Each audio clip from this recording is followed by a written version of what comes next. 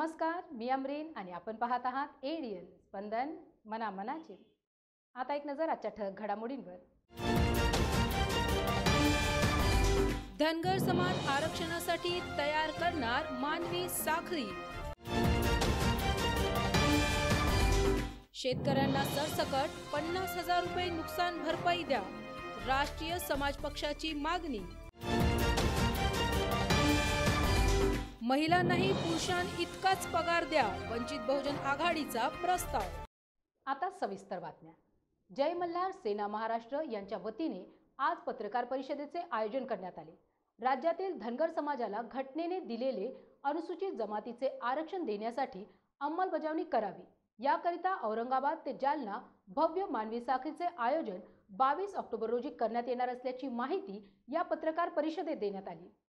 भारतीय घटनेतील अनुसूचित जमातीच्या यादीत 36व्या क्रमांकावर महाराष्ट्रातील धनगर समाज असल्याचे केंद्र व राज्य सरकारच्या अनेक दस्तावेजांमधून सिद्ध झालेले आहे। गेल्या 65 वर्षांपासून धनगर समाज घटनेने अधिकार देऊनही आपल्या अधिकारांपासून वंचित राहिलेला आहे। म्हणून आपला अधिकार मिळावा याकरिता राज्यातील धनगर समाज लोकशाही मार्गाने आंदोलन करून शासनाला जागृत करण्याचा प्रयत्न करणार आहे। त्या उद्देशाने 22 ऑक्टोबर रोजी धनगर आरक्षणासाठी औरंगाबाद ते जालना मानवी साखळीचे आयोजन जय मल्हार सेनाच्या सरसेनापती लहुजी शेवाळे आणि विठ्ठलराव रबदडे यांच्या नेतृत्वात करणार आहेत। या विषयाच्या अधिक माहितीसाठी पत्रकार परिषदेचे आयोजन जय मल्हार सेना महाराष्ट्र राज्य यांच्या वतीने hotel sky touch CIDCO Jalna road Aurangabad येथे आयोजित करण्यात आले। यावेळी डॉक्टर सुभाष माने, विठ्ठल कोरडे, सर्जेराव भोंड, मुरलीधर बनसोडे, गयाबाई सावळे, काशीनाथ आरगडे, बळीराम पोले हे उपस्थित होते। भारतीय घटनेतील तरतुदीनुसार धनगर समाज महाराष्ट्रातला धनगर समाज अनुसूचित जमातीत असल्याचं केंद्र आणि राज्य सरकारने यापूर्वी अनेक वेळेला मान्य केलेलं आहे। परंतु निव्वळ सरकारच्या उदासीनतेमुळे राज्यातल्या धनगर समाजाला 65-70 वर्षापासून या ST आरक्षणापासून वंचित ठेवले। आता आम्ही गप्प बसायचं नाही असा निर्णय घेतलेला आहे। त्यामुळे उद्यापासून 22 तारखेपासून महाराष्ट्रामध्ये एक तीव्र आंदोलन छेडण्याचा आमचा निर्णय झालेला आहे आणि त्यानुसार 22 तारखेला राज्य सरकारचे मंत्री संदीपानजी भुमरे साहेब यांचं सुदगिरणी चौक औरंगाबाद येथील निवासस्थान ते जालना येथील केंद्रीय मंत्री रावसाहेब दानवे यांच्या घरापर्यंत एक भव्य दिव्य असे धनगर आरक्षण मानवी साखळी आम्ही उभी करतोय आणि या सरकारला धनगर आरक्षणाच्या संदर्भामध्ये निर्णय घेण्यास भाग पाडतोय। हा आमचा ठाम निर्णय झालेला आहे। राष्ट्रीय समाज पक्ष यांच्या वतीने जिल्हाधिकाऱ्यांना निवेदन देऊन शेतकऱ्यांच्या नुकसान भरपाई तसेच महाराष्ट्रात ओला दुष्काळ जाहीर करण्याबाबत निवेदन देण्यात आले। यावर्षी झालेल्या जोरदार पावसाने राज्यातील सर्व शेतकरी वर्ग हवालदिल झालेला आहे। शासनाने या शेतकऱ्यांच्या प्रश्नांकडे लक्ष देणे गरजेचे आहे। महाराष्ट्रात झालेल्या जोरदार पावसाने शेतकऱ्यांच्या पिकांचे खूप नुकसान झाले असून या पिकांसाठी शेतकऱ्यांनी आपल्या पदरचे पैसे तर खर्चच केले, पण त्यांच्यावर कर्ज घेऊन पेरणी करण्याची वेळ आली आणि यावर्षीच्या पावसाने ऐन कापणीच्या वेळी पुन्हा तुफानी हजेरी लावली। त्यामुळे शेतकऱ्यांची पिके सडून त्याला कोंबेही आली। अशा स्थितीत शेतकऱ्यांच्या खात्यात सरसकट 50,000 रुपये पंचनामे न करता नुकसान भरपाई द्यावी, तसेच राज्यात ओला दुष्काळ जाहीर करून शेतकऱ्यांना दिलासा द्यावा अशा मागणीचे निवेदन राष्ट्रीय समाज पक्षाच्या वतीने जिल्हाधिकारी सुनील चव्हाण यांना देण्यात आले। राष्ट्रीय समाज पक्षाच्या वतीने 1 दिवसीय धरणे आंदोलन करण्यात आले।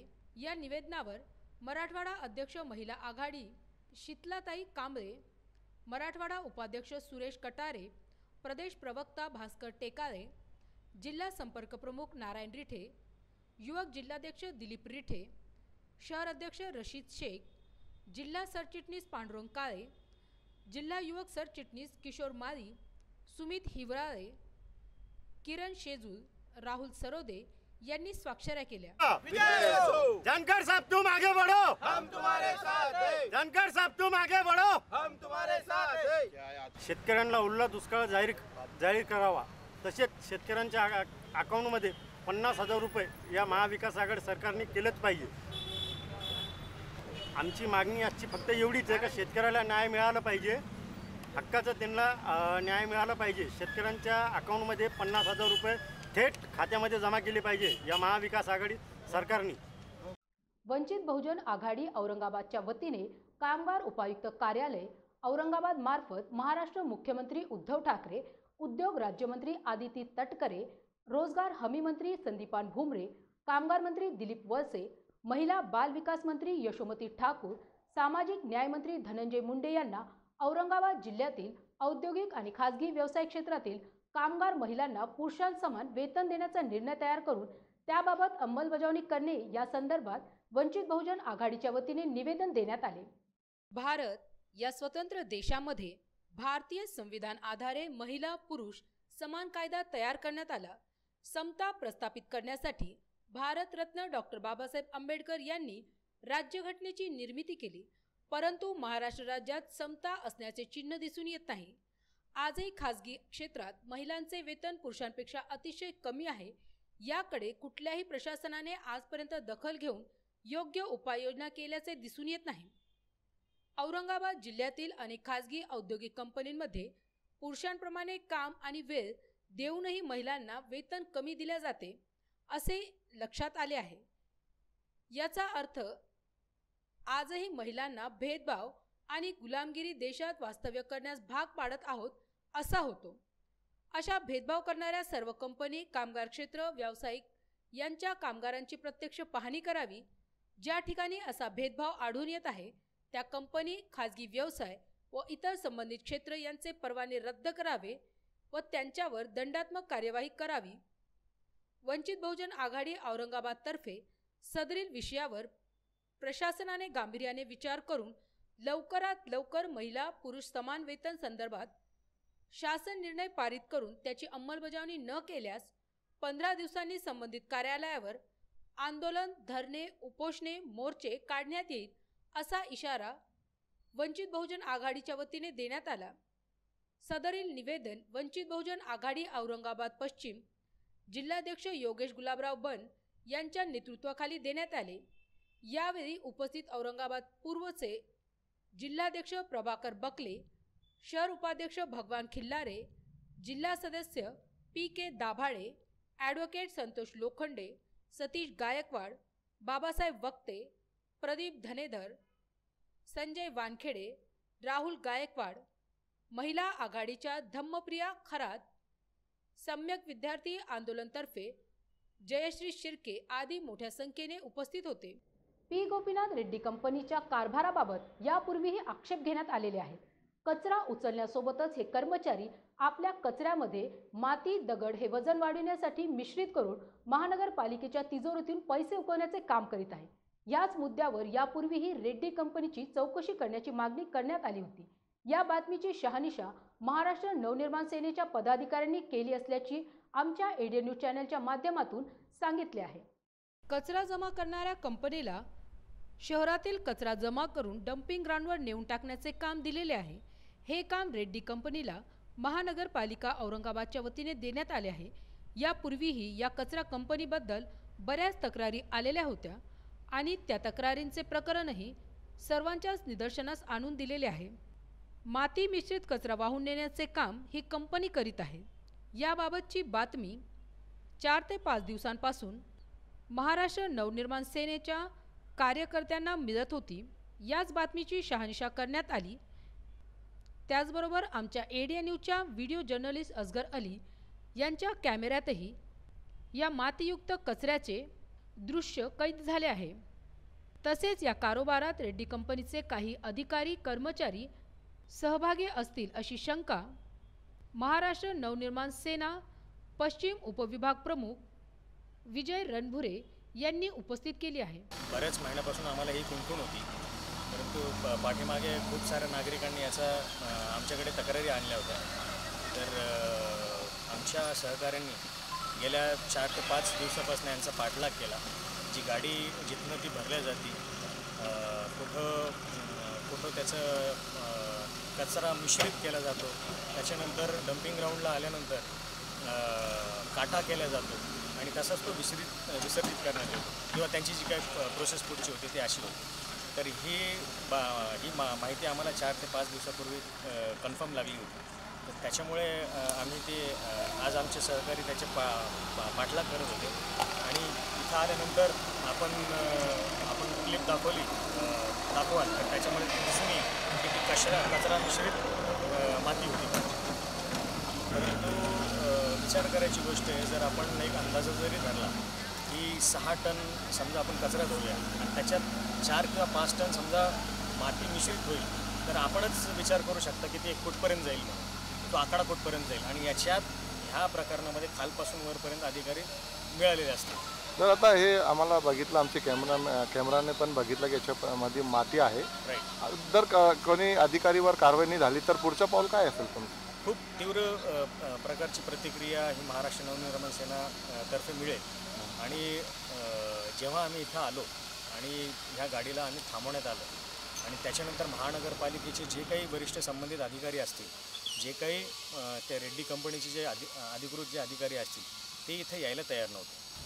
त्यांच्याशी आम्ही दूरध्वनीवरनं आम्ही संपर्क केला. एकही मनपाचा अधिकारी इथं उपस्थित नव्हता, एकही रेड्डी कंपनीचा संबंधित अधिकारी इथं उपस्थित नव्हता आणि यांची आरीरावीची भाषा इथं चालू होती. परंतु आपण बघाल की इथं आल्यानंतर आपण त्यांना मनसे स्टाईलने धडा शिकून आपण त्याची पाहणी केली आणि पाहणीमध्ये ते स्पष्टपणे दिसतं आहे की माती मिश्रित हा कचरा इथपर्यंत आणला जातो, इथपर्यंत त्याचं वजन काटा केला जातो आणि संबंधित अधिकारीच याला जबाबदार आहेत.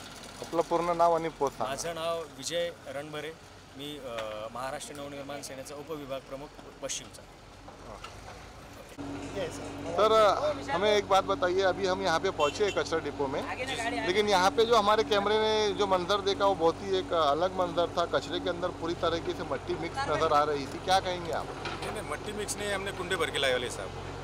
ये जो रोड पे जो कुंडे जो सास्ते हैं वो हम JCB से टिपर में लोड करके लाते हैं. हाँ, तो ये वो पूरा डिटेल टिपर के अंदर वही था. कौन से एरिया के कुंडे लेकर आए थे आप? हम कैलाश नगर, कुशल नगर, स्टेशन साइड में जाते हैं, हुसनपुरी में भरते हैं. तो आपको किसने कहा था कचरे के अलावा कुंडे उठाने के लिए? नहीं, कचरा ही उठाते हम. नहीं, उसमें मट्टी और कुंडे बोल रहे हैं ना. मट्टी तो आती ही नहीं साहब उसके अंदर. आपको जो रखा गया है गाड़ी जी. सिर्फ औरंगाबाद का कचरा उठाने के लिए, अगर आपको किसी अधिकारी ने बोला होगा तो उसका नाम बताइए. नहीं, ऐसी बोला नहीं है, सिर्फ हम कचरा उठाते हैं कुंडे का. हाँ, कुंडे का कचरा? जी, कुंडे पे जो कचरा गिरता ना साहब, वो उठाने का टिपर ट्रैक्टर से हम उठाते हैं. लेकिन उसमें तो फिर मट्टी नजर आ रही थी, कचरा नजर नहीं आ रहा था. कैसा है मालूम? क्योंकि देखो हमारे कैमरे ने जो कैद किया है जी, वही हम आपको बोलेंगे. कैसा है साहब मालूम क्या, ये जब अपन JCB से भरते हैं वो मिक्स कचरा रहता है, तो आपको लग रहा है वैसी सेग्रीगेशन नहीं था, ये मिक्स कचरा था. कितने टन का कितना पैसा मिलता है यहाँ गाड़ी का? ये इतना तो मेरे को डिटेल नहीं मालूम है. हाँ, आप तो रेड्डी कंपनी से यहाँ पे काम करते हैं ना, जी. तो फिर कौन लिखता है यहाँ पे कितना पैसा है, कितने टन है, क्या है, इसका डिटेल कौन बताए? मैनेजमेंट देखते सर. आज कितने गाड़ी अंदर आप पास हो गई? नहीं, मेरे जोन की गाड़ी देखो यहाँ पे 2 RC, 2 टिप्पर और 2 उपलोडर आए वाले सर. कितना टन कचरा आया आज सुबह से मेरे जोन में से? तो अभी तक डिटेल मिली नहीं ना आपको? मिली नहीं. तो क्या आपका नाम बोलिए पूरा? मेरा नाम नितिन घुसड़े है. अभी क्या पोस्ट है यहाँ पे? ये मैं रेड्डी कंपनी का झोनर इंचार्ज है. बातम्या अजूनही आहे, मात्र वेळ होत आहे का छोट्याशा ब्रेकची. अंबर गॅस एजन्सी, ग्राहकांना चांगल्या सुविधा देणे हेच आमचे एकमेव ध्येय. अंबर गॅस एजन्सी मध्ये व्हॉट्सअपद्वारे गॅस बुकिंगची सुविधा, ऑनलाईन बुकिंग, ऑनलाईन पेमेंट करण्याची ही सुविधा. भारत पेट्रोलियमच्या नंबरवर ऑनलाईन बुकिंग करा, तेही घरी बसूनच. Google payment, Paytm, PhonePe, Amazon या सर्वांद्वारे डिजिटल पेमेंट करण्याचीही सुविधा उपलब्ध. Stay home, stay safe. आमचा पत्ता Ambar gas agency, air post office, जुना बाजार, औरंगाबाद. नमस्कार. भारत पेट्रोलियम आणि अंबर गॅसचे मी ग्राहक असून त्यांच्या व्हॉट्सअपच्या माध्यमातून गॅस बुकिंग आणि त्यानंतर गॅस घरी आल्याच्या नंतर कॅश पेमेंट न देता ऑनलाईन पेमेंटच्या माध्यमाचा हा आम्हाला खूप फायदा होतोय. त्याच्यासाठी अंबर गॅसचे खूप खूप धन्यवाद. नमस्कार, मी भारत पेट्रोलियम अंबर गॅस एजन्सीची ग्राहक असून व्हॉट्सअप बुकिंग आणि ऑनलाईन पेमेंटची उपलब्ध करून दिल्याबद्दल भारत पेट्रोलियमचे मी खूप खूप आभारी आहे. सुवर्ण संधी, सुवर्ण संधी, सुवर्ण संधी. बेरोजगारीच्या काळात 100% जॉब गॅरंटी देणारे कोर्सेस करा.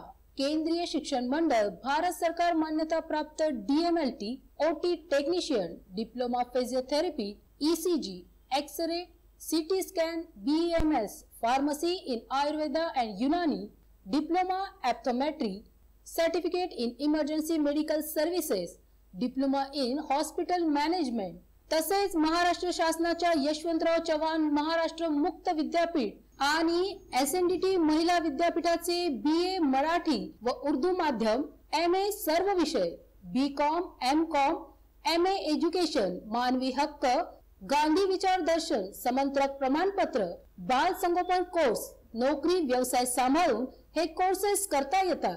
4थी पास ते 12वी नापास यांना 6 महिन्यात 12वी पास होऊन ग्रॅज्युएट होण्याची सुवर्ण संधी. संपर्क प्राचार्य डॉक्टर हसन इनामदार, डॉक्टर दत्ताभाऊ पात्रीकर शिक्षण प्रसारक मंडळ संचलित, मातोश्री डॉक्टर कंचन शांतीलालजी देसडा महाविद्यालय औरंगाबाद. मोबाईल क्रमांक 9405109103 आणि 8830838903.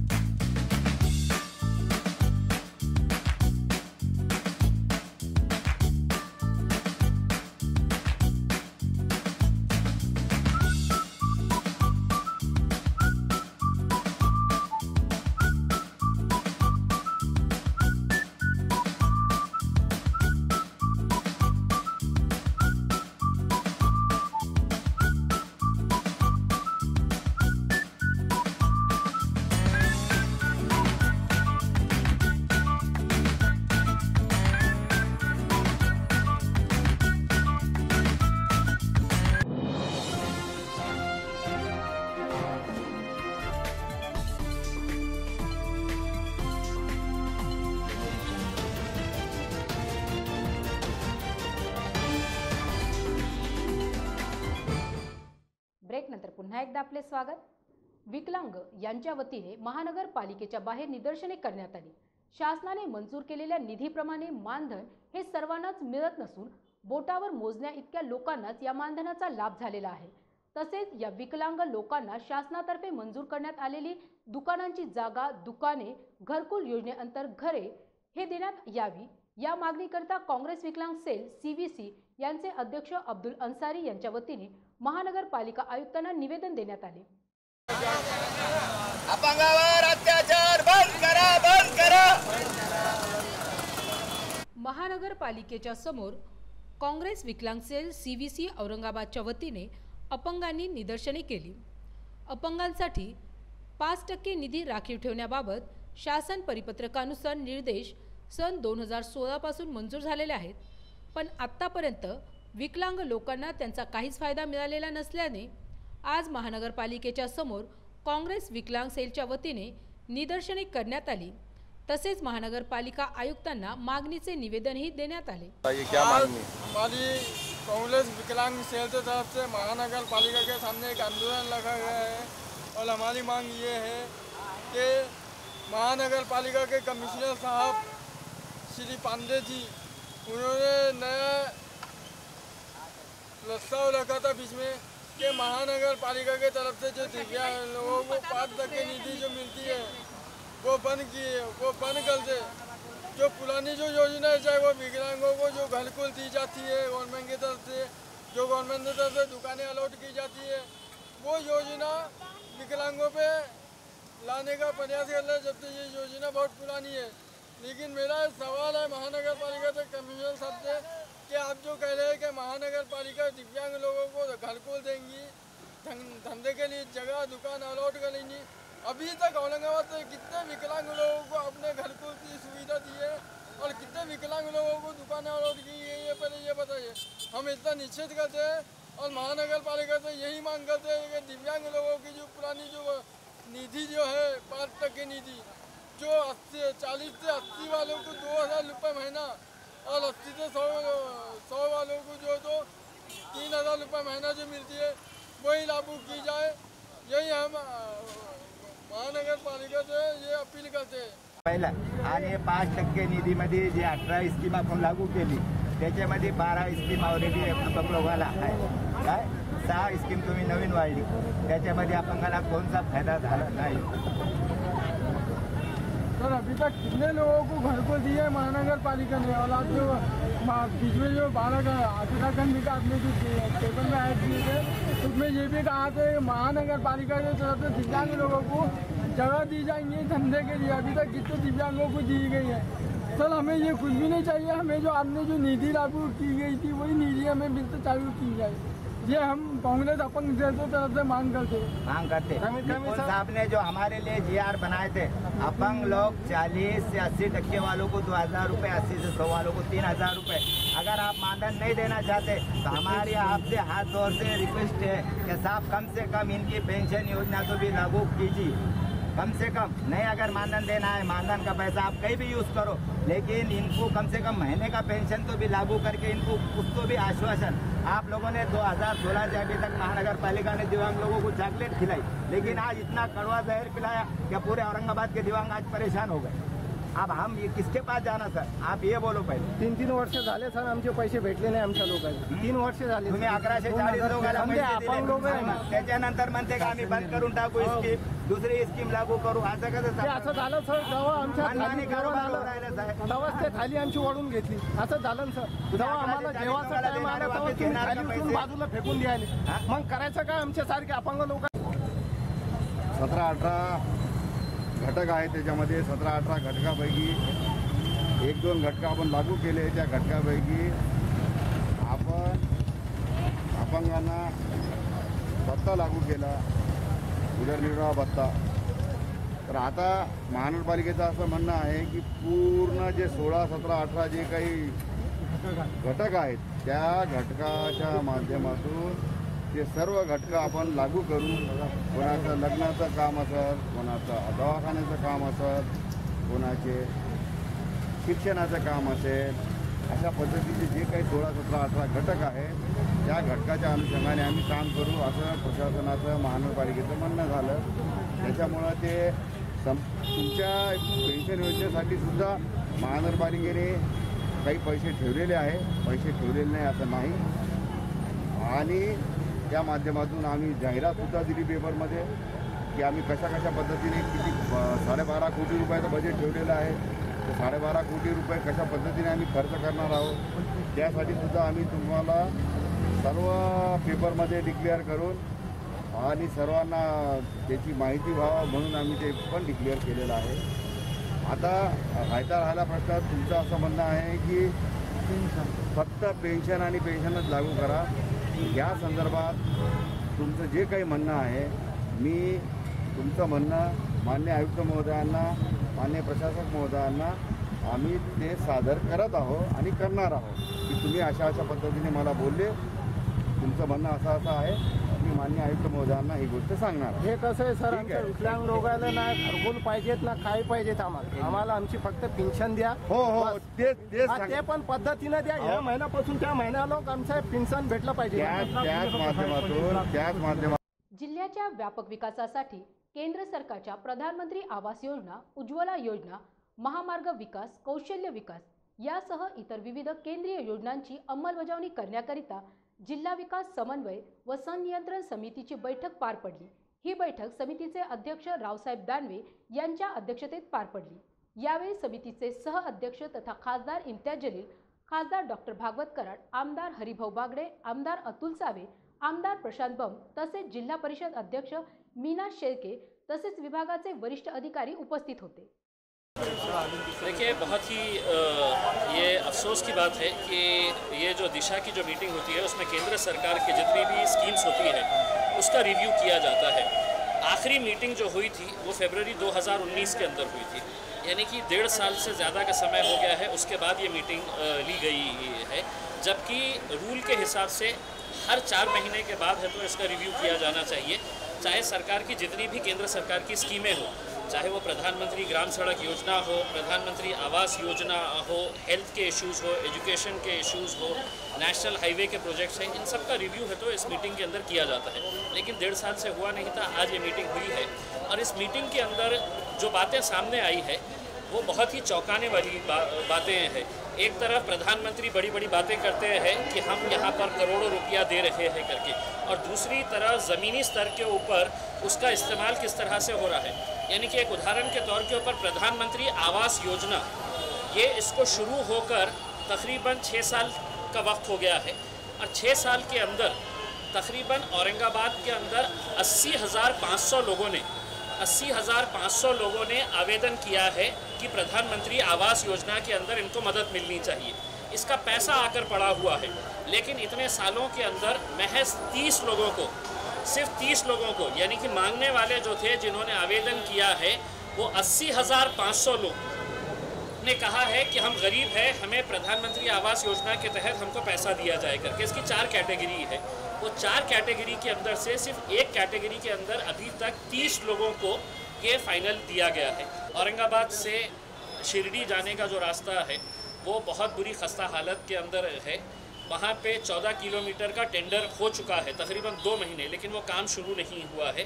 वो काम जल्द से जल्द शुरू किया जाए। और 27 किलोमीटर का एक नया पैच जो है, उन्होंने आश्वासन दिया है कि हम अगले 8 से 10 दिनों के अंदर इसका टेंडरिंग प्रोसेस कंप्लीट करके ये 27 किलोमीटर का रोड हम वहाँ पर निकालेंगे। तीसरा ये है कि प्रधानमंत्री साहब ने एक और वादा किया है कि हर घर जल, जो हर घर के अंदर एक नल के ज़रिए जल प्रोवाइड किया जाएगा, चाहे वो ग्रामीण इलाका हो या शहरी भाग हो, उसके लिए एक इमीडिएट सर्वे करने की ज़रूरत है। क्योंकि केंद्र सरकार ने पूरा लक्ष्य अब ये किया है कि हम पानी के ऊपर है तो करेंगे, लेकिन अगर ज़मीनी स्तर के ऊपर इसका सर्वे नहीं किया गया, अगर पूरी तरह से इसका कामकाज अगर सही तरीके से नहीं होगा, तो इसकी हालत भी वैसी ही होगी जैसा प्रधानमंत्री आवास योजना की हुई है। यानी कि 80,000 लोगों ने कहा है कि हमको घर चाहिए, और इन्होंने अभी तक 6 साल के अंदर दिए हैं, महज 30 लोगों को ये किया है। केंद्र शासन प्रायोजित जो भी कोई स्कीम जिले के लिए होती है, बजट प्रोविजन होता है, उसकी टाइम लिमिट होता है, उसके बारे में इस मीटिंग में चर्चा होती है। मुझे ऐसा लगता है कि इस मीटिंग में लॉकडाउन के कारण नहीं हो पाई, लेकिन आज मीटिंग में बड़ी अच्छी चर्चा हुई। जिले के बारे में फिर वाटर सप्लाई स्कीम होने दो, नेशनल हाईवे होने दो, कृषि का विषय होने दो, गौण खनिज का विषय होने दो, जो इसके प्रधानमंत्री घरकुल योजना का विषय होने दो, ये सारे विषयों पर आज बहुत ही अच्छी तरह से चर्चा हुई। अनलॉक हा काळ गरीब, मध्यमवर्गीय, हातावर पोट असणाऱ्या सर्वच लोकांसाठी आशा घेऊन आलेला आहे। गेल्या 8 महिन्यांमध्ये नागरिकांची बिघडलेली आर्थिक स्थिती आता पूर्ववत होण्यासाठी हा अनलॉकचा काळ एक संधीप्रमाणे मिळालेला आहे। गॅरेज व्यवसाय हा देखील लॉकडाऊन या काळात बंद होता, त्यामुळे या व्यवसायातील लोकांच्या उदरनिर्वाहाचा समस्येचा प्रश्न पर्वताप्रमाणे त्यांच्या समोर उभा होता। परंतु आता परिस्थिती सुधारण्याची आशा या अनलॉक काळात हे गॅरेज व्यवसायातील लोक करीत आहेत। लॉकडाऊन काळात गरीब, हातावर पोट असणाऱ्या लोकांचे खूपच हाल झाले। सरकारी मदतही त्यांच्यापर्यंत नीट पोहोचली नाही। जगायची कसरत करतच हा काळ हातावर पोट असणाऱ्या लोकांनी काढला। जीवन जगतानाच या लोकांना कसे आपले आणि आपल्या कुटुंबाचे पोट भरावे हे समजत नसतानाच कोविड-19 या महासाथ रोगाने त्यांच्या कुटुंबाचे खूप हाल केले। आता या गॅरेजवाल्यांच्या व्यवसायास पुनश्च हरिओम झाला आहे। थोडी थोडी गिराईके त्यांच्याकडे येत आहे। पूर्वीप्रमाणे जरी त्यांचा व्यवसाय जोमात सुरू नसला तरी थोडाफार का होईना आता या लोकांच्या जीवनातील समस्या सोडवण्यास हा व्यवसाय मदत करेल अशीच अपेक्षा या गॅरेजमध्ये काम करणाऱ्या व्यक्ती करीत आहेत। जैसे लॉकडाउन शुरू हुआ उस तारीख से 3 महीने तक टोटल गैरेज बंद किया था, और आप जो है तो मार्केट थोड़ा खुल रहा है, तो हिसाब से गैरेज खोले हमने, और जो है तो अभी कारोबार में थोड़ा बढ़ावा आ रहा है। कारोबार किस तरीके से पहले से लॉकडाउन के पहले उस तरीके से सुधार आ गया? पुराने तरीके पुराने जैसा चल रहा है वैसा तो फिलहाल नहीं है, मगर थोड़ा थोड़ा सुधार आ रहा है। हाँ, थोड़ा सुधार दिख रहा है। आज जिल्ह्यात 113 नवे कोरोनाबाधित रुग्ण आढळून आल्याने एकूण कोरोनाग्रस्तांची संख्या 36,689 झाली असून 33,782 रुग्ण बरे होऊन घरी गेले आहेत। तसेच 1,036 रुग्णांचा मृत्यू झाल्याने 1,871 रुग्णांवर सध्या उपचार सुरू आहेत। आज जिल्ह्यात 113 नवे कोरोनाबाधित रुग्ण आढळून आल्याने एकूण कोरोनाबाधितांची संख्या 36,689 झाली असून 33,782 रुग्ण बरे होऊन घरी गेले आहेत. तसेच 1,036 रुग्णांचा मृत्यू झाल्याने 1,871 रुग्णांवर सध्या उपचार सुरू आहेत. आज आढळलेल्या रुग्णांचा तपशील पुढील प्रमाणे आहे.